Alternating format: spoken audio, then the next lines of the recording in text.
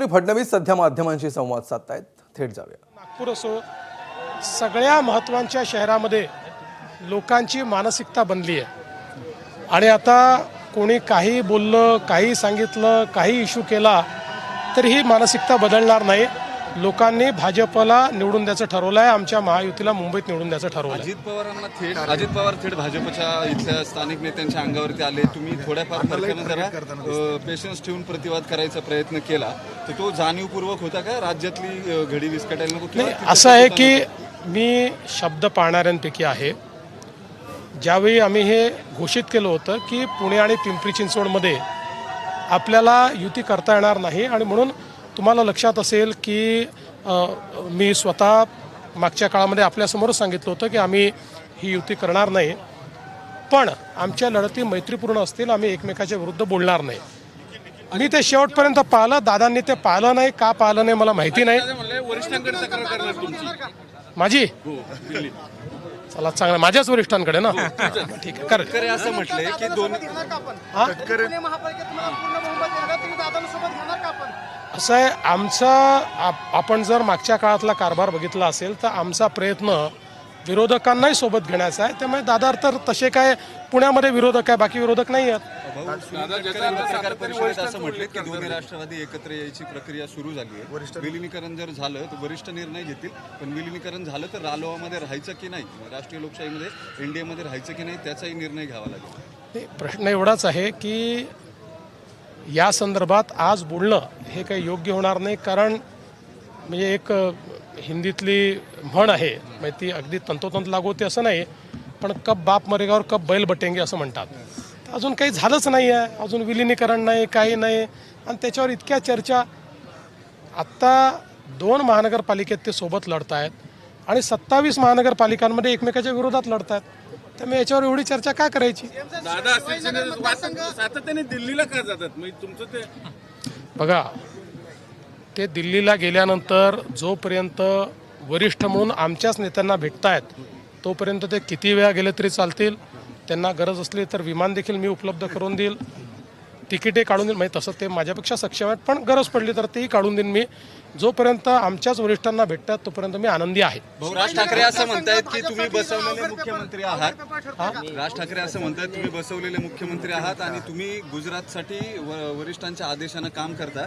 भाजपमधल्या मराठी माणसांनी जरा विचार करायला हवा मराठीचा, मुख्यमंत्र्यांनी तो करायला हवा महाराष्ट्राचा विचार. मी राज ठाकरेंना एवढंच सांगतो, काल मी पुराव्यासहित कशी हिंदी सक्ती उद्धव ठाकरेंनी आणली आणि 2 वेळा त्याचा कॅबिनेटमध्ये निर्णय केला हे दाखवलेलं आहे.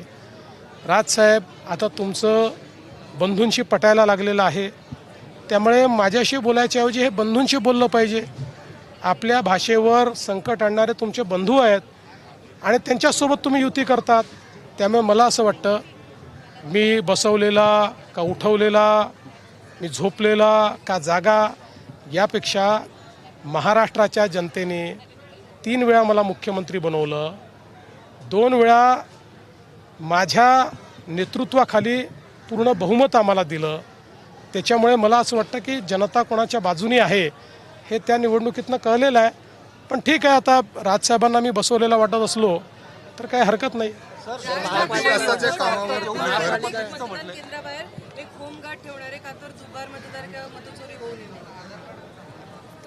खरं म्हणजे उद्धव ठाकरे साहेबांनी या ठिकाणी मतचोरीच्या संदर्भात बोलू नये, कारण त्यांच्यावर नगरसेवक चोरीचा आरोप आहे. राज ठाकरेंचे 8 नगरसेवक होते, ते सगळे चोरून नेण्याचं काम उद्धवजींनी केलं. आता ठीक आहे, त्यांच्यासोबतच राज ठाकरे आहेत, पण अशा प्रकारची चोरी करण्याची प्रवृत्ती ज्यांची असेल, म्हणजे वोट चोरी तर आम्ही करतच नाही, पण वोट चोरीपेक्षा गंभीर आहे की लोकांच्या मताने निवडून आलेले नगरसेवक चोरायचे. ही नगरसेवक चोरी त्यांची आहे.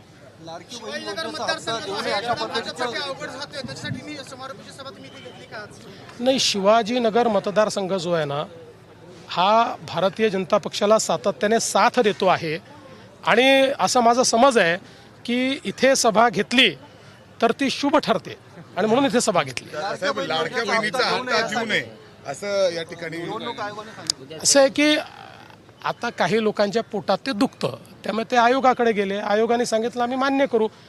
जो मूळ हप्ता आहे तो हप्ता आपण देतोच आहोत, तो गेलाही आहे. फक्त आपण प्रत्येक सणाला, म्हणजे हे पहिल्यांदा निवडणुका म्हणून करत नाही, मोठ्या सणांना आपण आगाऊ हप्ता देतो. आगाऊ देऊ नका म्हटलं तर ठीक आहे, आम्ही 16 तारखेनंतर देऊ. एकनाथ शिंदेंवर ठाण्यातल्या जमिनी देण्याबाबत सुद्धा राज ठाकरेंनी आरोप केले काल. एकनाथ शिंदेंनी ठाण्यातल्या जमिनी व्यापाऱ्यांना देण्यासाठी काढल्या आहेत किंवा असा आरोप सुद्धा राज ठाकरेंनी काल केला होता. असं आहे की आता आरोप त्यांनी इतके केले की आता 15 तारखेनंतर त्यांच्याकडनं यादी मागवून घेतो, कारण आता माझ्या लक्षात नाही आहे. इतके आरोप त्यांनी केलेले आहेत, त्यामुळे ते यादी मागवून घेतो आणि मग त्या यादीप्रमाणे त्याच्यावर उत्तर देतो. चला, धन्यवाद. दावच लागणार.